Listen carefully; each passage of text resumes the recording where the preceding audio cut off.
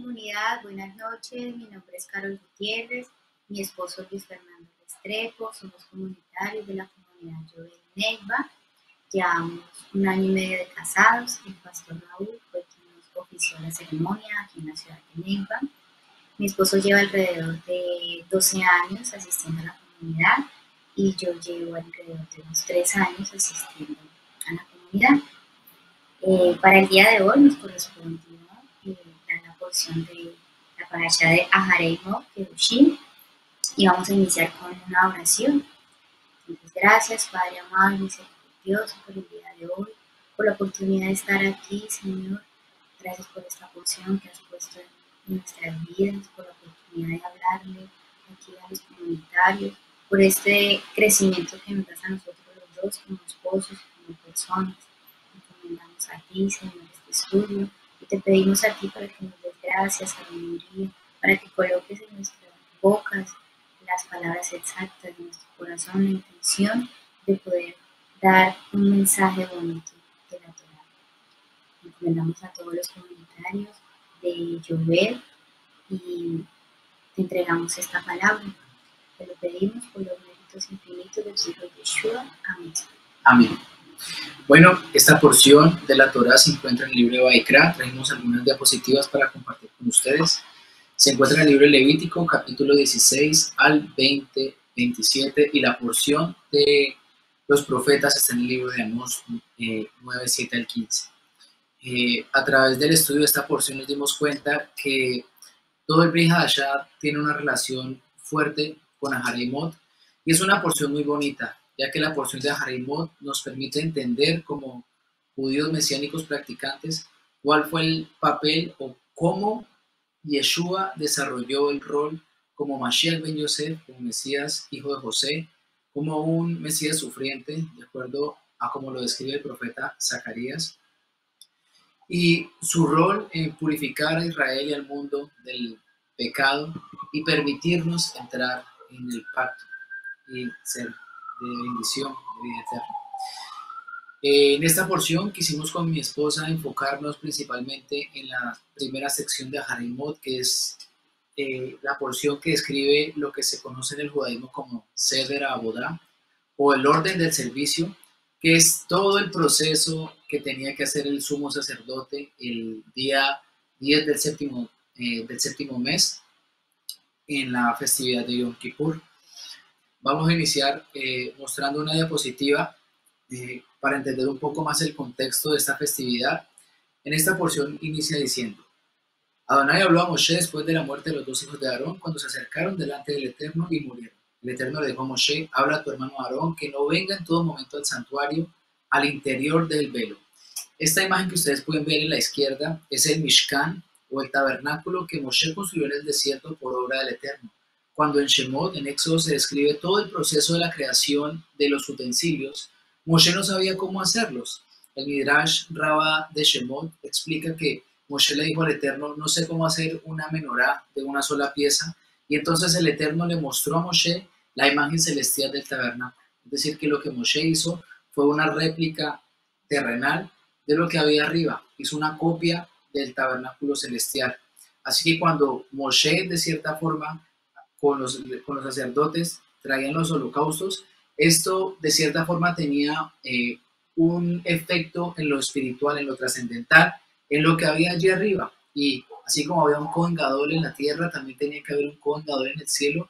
Y así como había sacerdotes, de cierta forma hay ángeles ministeriales en el cielo, como lo describe Rab Shaul o Pablo en el libro de Hebreos. Cuando el Eterno le dice a Moshe que Aarón no puede traspasar, en la segunda imagen a la derecha podemos ver que hay una cortina divisoria dentro del tabernáculo que divide del lugar santo al lugar santísimo.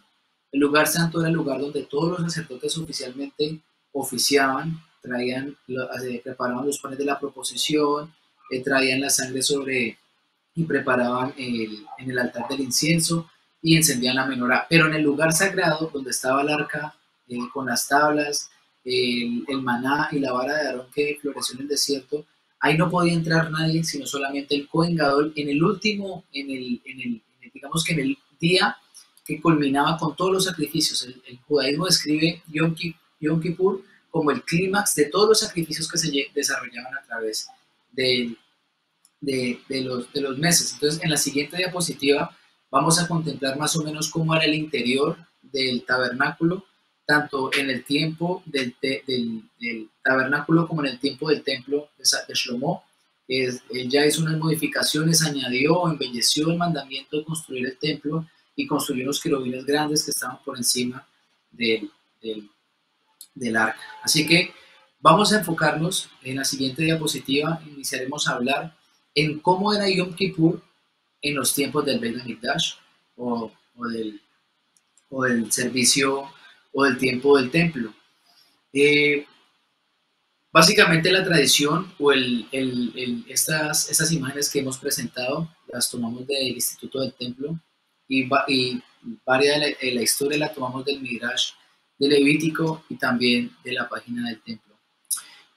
La tradición era que el Cohen Gadol tenía que 7 días antes de iniciar la festividad tenía que dejar su casa e irse a vivir al templo, como con el objetivo de llevar un proceso de rectificación de 7 días. Esto fundamentado en lo que dice en Levítico, que cuando se inició la oficiación de los levitas en el desierto, Aarón y sus hijos estuvieron 7 días antes en la tienda, viendo cómo Moshe preparaba los sacrificios hasta que en Shmini, como vemos en la porción de hace 2 semanas, iniciaron a oficiar. Así el Cohen también por tradición viajaba o se desplazaba hasta el templo y durante 7 días permanecía allí, tenía que purificarse durante el 3er día y el 7º día con las aguas de la vaca bermeja. El Brit Hadashah nos trae un hidush o una renovación sobre este concepto y nos dice que Yeshua como Cohen no tenía necesidad de esto. En la siguiente porción en el libro de Hebreos podemos contemplar lo siguiente, basado en el Salmo 110. Es más, Dios hizo un juramento. ¿Por qué no se hizo juramento alguno en la relación con aquellos que se convierten en Kohanim ahora? Pero Yeshua se convirtió en un Cohen por el juramento que juró Dios cuando le dijo: Adonai ha jurado y no cambiará de opinión. Tú eres un Cohen para siempre. Además, esto demuestra lo mucho mejor que es el pacto del cual Yeshua se ha convertido en el creador. Amén. En el Salmo 110:4 David escribió proféticamente acerca de Yeshua o del Mashiach, diciendo que Hashem lo iba a escoger como Cohen en el orden de Melquisedec. Es decir, Yeshua no es descendiente de la tribu de Leví, pero como Melquisedec, que fue el rey de justicia en los tiempos de Abraham, se hizo Cohen por la justicia. Así Yeshua, por ser perfecto, de acuerdo a esta porción, pudo lograr ser Kohanim y ser Cohen Gadol y ser intermediario por el pueblo de Israel. En la siguiente porción vemos que el Cohen tenía que preparar un sustituto. Esto porque el Cohen podría tener algún tipo de impureza, podría contraer algún tipo de impureza, y él tenía que tener un sustituto el cual pudiera oficiar en lugar de él. El Brit Hadashah nos trae una renovación sobre esto y nos dice Pablo. Pero Yeshua, debido a que vive para siempre, su puesto como Cohen pasa a otro, y por consiguiente puede librar a aquellos que se acercan a Dios por medio de él, porque está vivo eternamente y para siempre, pudiendo interceder por ellos. Pablo en esta porción nos deja claro que nuestro amado Yeshua se presentó a sí mismo como un sacrificio perfecto, por lo tanto, fue un sacrificio de una vez para todos. Él vive eternamente. No necesitaba un suplente, ya que él no estaba impuro también. No necesitaba Yeshua no necesitaba como Cohen Gadol, no necesitaba un reemplazo porque él se había preparado perfectamente para oficiar por nosotros. En la siguiente porción vemos que en la mañana previa al día de Yom Kippur, el Cohen tenía que salir y tenía que apreciar todos los animales que iban a ser degollados. En el día de Yom Kippur se tenía que presentar la ofrenda también, que era la ofrenda continua. Tenía que traerse una ofrenda musaf, que era la ofrenda adicional de la festividad, y además él tenía que traer un buey y 2 carneros, que menciona el capítulo 16 de Levítico, con los que se desarrollaban todo el proceso. Pablo nos dice lo siguiente. Los Kohanim que están sirviendo en la tierra son tan solo una copia y sombra del original. Esto fue lo que mencionamos al inicio, que Pablo, ya viendo lo que sucedía, él haciendo una explicación a los judíos mesiánicos, es decir, a los seguidores de Yeshua, del pueblo de Israel, les dice que todo lo que sucedía en ese momento, espiritualmente, en la tierra, perdón, era una copia de lo que sucedía arriba. Es decir, los Kohanim, como Hashem le mostró a Moshe, estaban haciendo o tratando de unir los dos mundos, tratando de unir lo celestial con lo terrenal a través del el proceso que llevaban en la tierra. En la siguiente diapositiva vemos que en la noche anterior a Yom Kippur, el Kohen Gadol no podía dormirse. Había una tradición. La noche de Yom Kippur, el Kohen Gadol no podía ir a dormir. Se quedaba despierto leyendo capítulos del Tanaj, Job, Esdras, Crónicas y Daniel, que atraían la atención de todo el mundo. Yo, gracias al Eterno, tuve una oportunidad de celebrar Yom Kippur en Israel, y me pareció muy curioso porque cuando terminaron el servicio del Kol Nidrei y de las oraciones de la noche de Yom Kippur, toda la gente salía a las calles, se quedaba en la calle hasta tarde, hasta 2, 3 de la mañana con los niños corrían en las bicicletas, jugaban, las calles estaban cerradas, y pues, a mí me pareció curioso el por qué la gente se quedaba despierta pues en un día tan sagrado. Cuando hace unos años estudiamos esta porción, nos dimos cuenta que la gente renombrada de Jerusalén asistía a las afueras del templo y trataban de escuchar las lecturas, escuchar los comentarios, y la gente salía en la calle con los niños para que el Kohen Gadol viera que había algarabía y él no, digamos, cayera en sueño. Esto se hacía porque se sabía o se estimaba que cuando viene una gran redención también mucha opresión espiritual. Entonces, si el Kohen dormía, él podía llegar a tener algún tipo de emisión de semen dormido, y eso lo iba a impurificar hasta el siguiente día, caer el sol, y por lo tanto él no podía oficiar. Entonces lo mantenían despierto toda la noche y estudiaban libros del Tanaj en aras de que él no se impurificara. Esto no sucedió con Yeshua, porque dado que su vida fue perfecta, que él se hizo hombre y presenció todas las pruebas que un hombre puede tener, no sucumbió ante ellas. En la siguiente porción vemos que el Kohen tenía unas vestiduras especiales.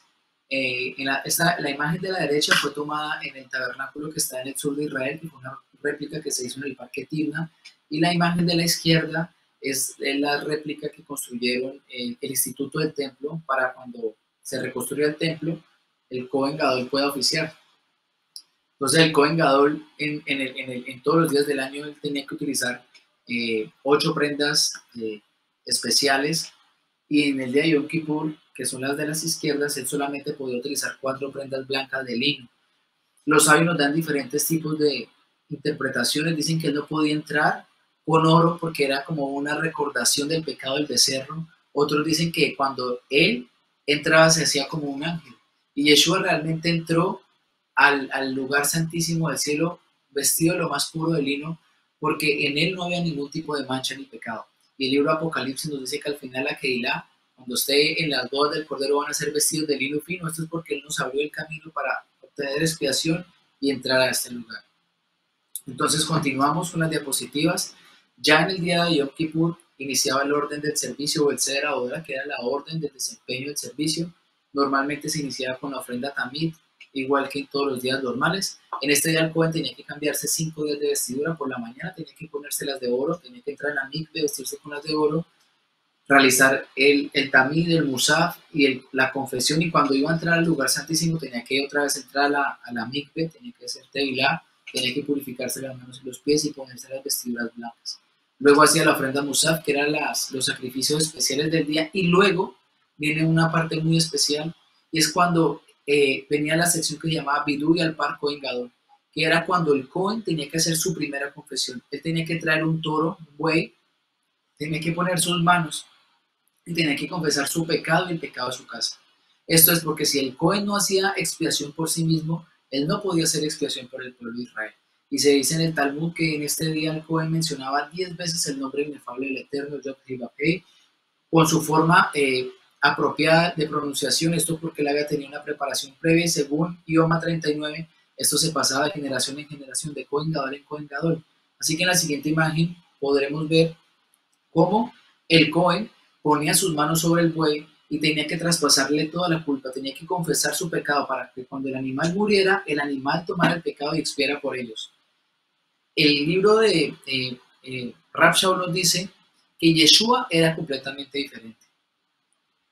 Esta es la clase de Cohen Gadol que suple nuestra necesidad, que es santa, sin maldad, sin mancha, apartada de los pecadores y elevada más alto que los cielos, por medio de uno que no tiene la necesidad diaria, como los otros Kohanim y Edomim, de ofrecer sacrificios primero por sus propios pecados y solo entonces por los del pueblo, porque Dios ofreció un sacrificio de una vez por todas, ofreciéndose a sí mismo. Podemos entender de Pablo que a través de Yeshua, él se presentó como el Cordero, como sin pecado, un Cordero sin mácula, sin pecado, y que a través de su sangre él entró de una manera directa al cielo, y de esa manera, con su sangre, haciendo expiación por nuestros pecados. Y así puedes obtener el perdón. Poder nosotros obtener el perdón y la redención a través de él. Luego continúa el sorteo. Se hacía un sorteo, se tomaban 2 machos cabríos que fueran similares en edad, en tamaño y en apariencia. Como se puede observar en la diapositiva, los 2 machos cabríos tenían que ser exactos, sin defecto alguno, sin ninguna discapacidad, perfectos para ofrecerlos al templo. El Cohen colocaba la inscripción que tomaba con su mano derecha en el macho cabrío de la derecha y la otra en el izquierdo. En la siguiente diapositiva podemos observar cuando se hacía Cuando él colocaba las inscripciones sobre cada uno. Entonces, a él le ponían los 2 carneritos a sus lados, los 2 machos cabríos, a él le traían eso se llamaba como la lotería fatídica, él tenía que meter sus manos dentro de la lotería y sacar. El que sacaba, él colocaba la inscripción sobre cada uno, y cuando colocaba la inscripción sobre el que quedaba para Adonai, él decía la Adonai, y decía Sejatat la Adonai. Este es un pecado o un sacrificio de pecado para Adonai.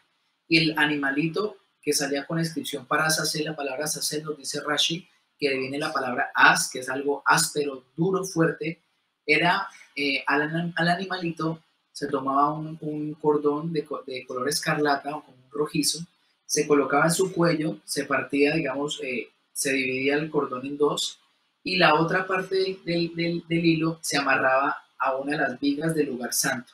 ¿Esto para qué? Para que cuando el animal saliera y fuera degollado, el pecado si el pecado del animal, si el servicio era desarrollado apropiadamente y el Eterno perdonaba al pueblo de Israel, cuando el animal era exiliado, el cordón escarlata, basado en lo que dice el profeta Isaías, que nuestros pecados, que eran como la sangre, fueron como la nieve, el hilo, digamos, milagrosamente por obra del Eterno, cambiaba de color a color blanco. Luego, en el proceso, él hacía, bueno, hasta el momento él hacía, seleccionaba cada carnero para uno, y luego venía una segunda confesión.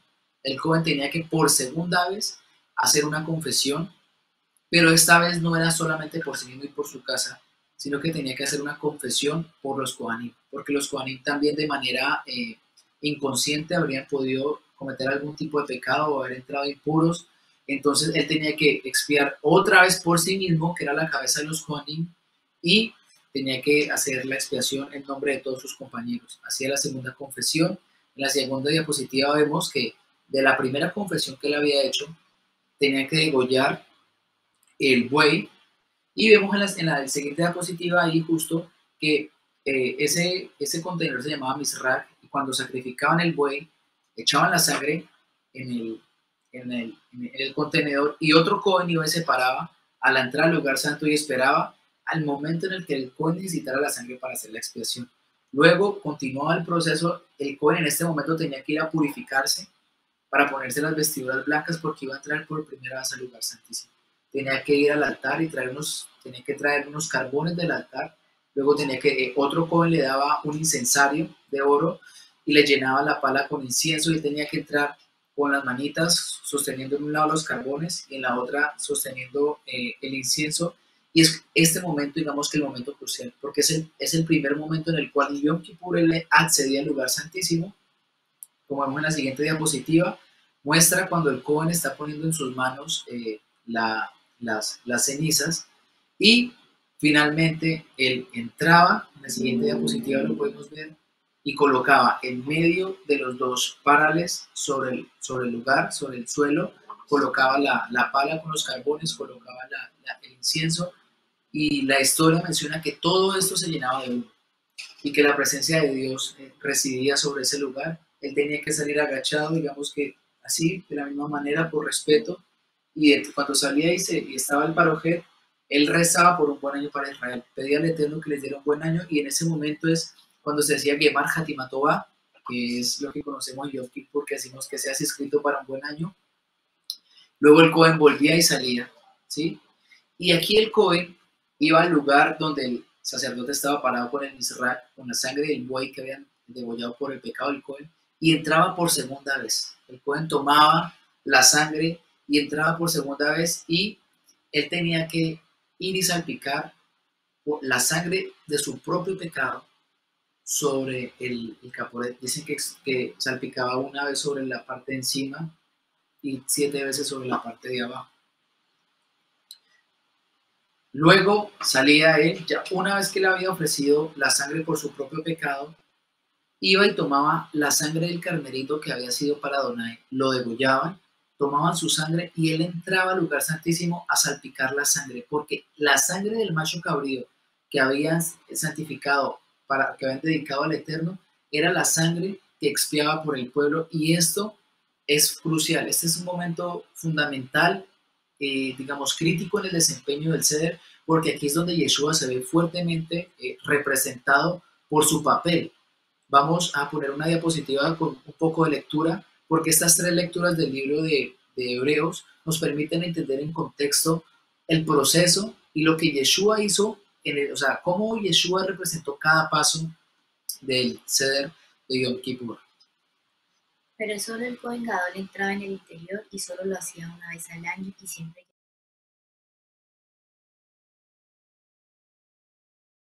en ignorancia por el pueblo. Pero cuando apareció el Mesías como Cohen Gadol de las buenas cosas que ya están sucediendo, entonces a través de la mayor y más perfecta tienda que no ha sido por los hombres, es decir, no es una creación de este mundo, él entró de una vez para siempre en el lugar sagrado. Y entró no por medio de la sangre de las cabras y los carneros, sino por medio de su propia sangre, de esa manera haciendo que el pueblo fuese libre siempre. Porque si rociar de manera ceremonial a las personas impuras con la sangre de las cabras y los toros, así como las cenizas de una becerra, restaura su pureza exterior, entonces cuánto más la sangre del Mesías, que por medio del Espíritu Eterno se ofreció a sí mismo a Dios como un sacrificio sin defecto, purificará nuestra conciencia de las obras que conducen a la muerte, para que podamos servir al Dios viviente. Porque el Mesías ha entrado en un lugar más sagrado que no ha sido hecho por los hombres, y sencillamente una copia del verdadero, sino en el cielo mismo, a fin de aparecer ahora por nosotros en la presencia misma de Dios. Lo que es más, no entró en los cielos para ofrecerse a sí mismo una vez, como el buen Gadol que entraba en el lugar santísimo año tras año con sangre que no es la suya, porque de ser así tendría que morir muchas veces desde que fue fundado el universo hasta hoy. Pero tal como ha sucedido, ha aparecido en una sola vez al final de los tiempos, a fin de eliminar el pecado por medio del sacrificio de sí mismo. Podemos observar en la diapositiva que Yeshua no necesitaba hacer lo que hacía el Cohen Gadol, que era año tras año hacer el sacrificio, y más con la sangre que era de los machos cabríos. Él con su propia sangre expió nuestros pecados y fue directamente al lugar santísimo y para siempre fue eterno. O sea, y que a través de esa sangre podemos obtener el perdón. Por eso él ahí dice que el Cohen Gadol entraba al lugar al Santísimo año tras año, pero con Yeshua no pasa lo mismo. O sea, desde que él se hizo, siguió, fue eternamente. Exacto, así es. El Cohen posteriormente salía del lugar santísimo y tenía que tomar en un contenedor tenía que mezclar la sangre de su propio pecado, que es la sangre del buey, y la sangre del macho cabrío para donar. Y él tenía que salpicar de cierta manera sobre el parojet, tenía también que hacerlo sobre el altar del incienso, y esto como una forma de abrirle la oportunidad a Israel a continuar, digamos, teniendo la oportunidad de traer sacrificios delante del Eterno. Es por eso que la muerte de Yeshua en el libro de Mateo nos da un remes o una pista fundamental en cómo esto se relacionaba con esta sección del Ceder. Mateo dice, pero Yeshua gritando de nuevo a gran voz entregó su espíritu. En ese momento el parojet en el templo se rasgó en dos de arriba a abajo y hubo un terremoto con las rocas partiéndose por medio. Se sintieron espantados y dijeron, realmente es el Hijo de Dios. Lo que en algún momento leí fue que lo que hizo el terremoto fue que como las rocas sucumbieron, una roca sucumbió más que la otra y eso hizo que que se dividiera el mato, momento en el que Yeshua murió. Es decir, que su sangre, digamos, hizo el rol del sacerdote de ser salpicada, pero cuando la sangre de Yeshua fue salpicada sobre el lugar o sobre el parojet divino, celestial, este parojet se abrió para que Yeshua entrara a hacer expiación y esto se materializó en la tierra con la división del parojet en el templo. Y también se puede decir que en la segunda representación, que era el macho cabrío, cuando se hacía a las afueras de la ciudad, Yeshua también lo hace. ¿En qué manera? Cuando él muere a las afueras de Jerusalén y tiene una muerte sangrienta. Y tiene una muerte pues, igual como se hacía la que hacía el Cohen Gadol. El libro de Hebreos nos dice lo siguiente acerca de esta sección de la división o la salpicadura de la sangre sobre el parojet. Así que, hermanos, el camino al lugar santísimo quedó abierto por la sangre de Yeshua. Él lo inauguró por nosotros como un camino nuevo y vivo a través del parojet, la cortina divisora, por medio de su carne. Pero además tenemos un gran Cohen sobre la casa de Dios. Por lo tanto, acerquémonos a él, al lugar santísimo, con un corazón sincero, con toda seguridad, que él es el resultado de la fe, con nuestros corazones rociados, limpios de una mala conciencia y nuestros cuerpos lavados con agua. Exacto, es decir que Pablo trae un hidush o una renovación sobre esta sección en la muerte de Yeshua cuando el parojet fue dividido, y es que a Yeshua salpicar su sangre y no la del buey, porque no tenía que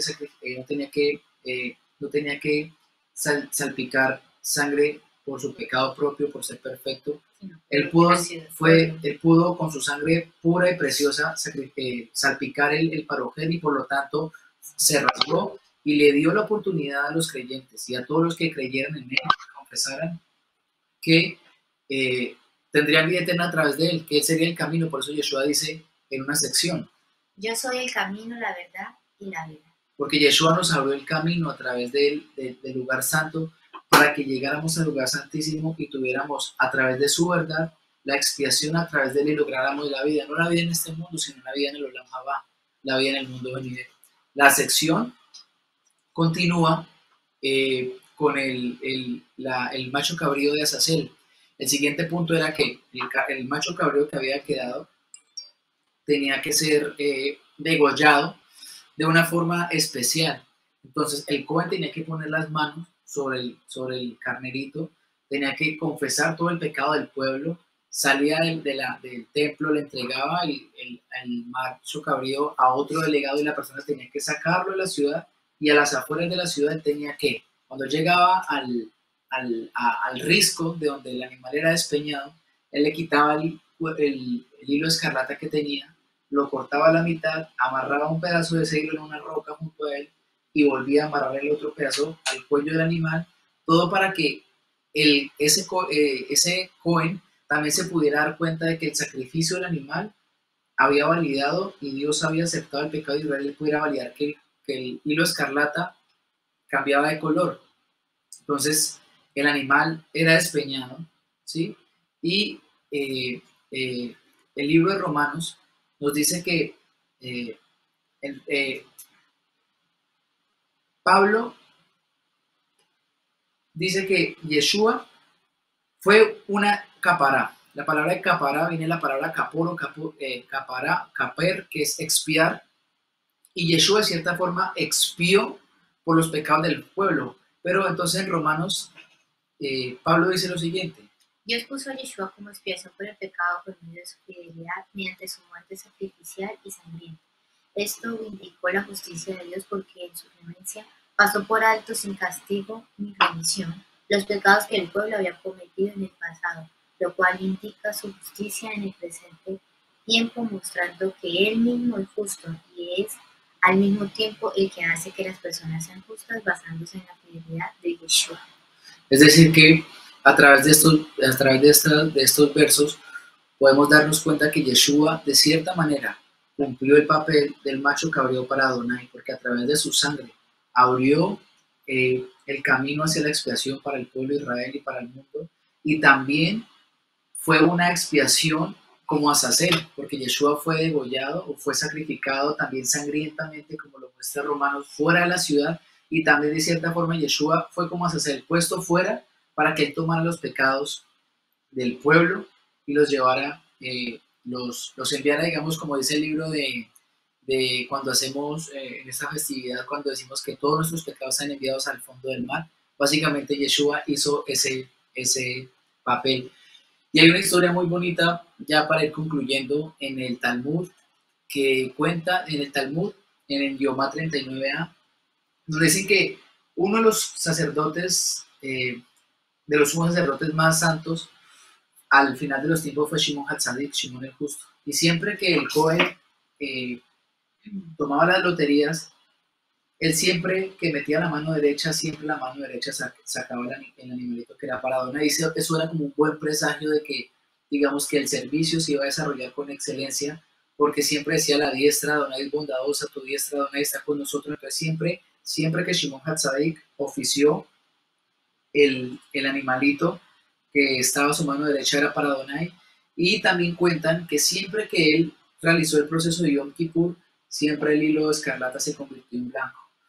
Y llegó un momento donde cuenta el Midrash que Shimon salió terminó el servicio de Yom Kippur, la gente siempre al final estaba muy contenta, bailaba y acompañaban en procesión al joven hasta su casa, pues por la alegría de que Dios había vindicado al pueblo y lo había perdonado. Pero ese día él estaba un poco triste, estaba como aburrido, entonces le preguntaron que qué pasó. Un Cohen le preguntó, y él le dijo que este año voy a morir.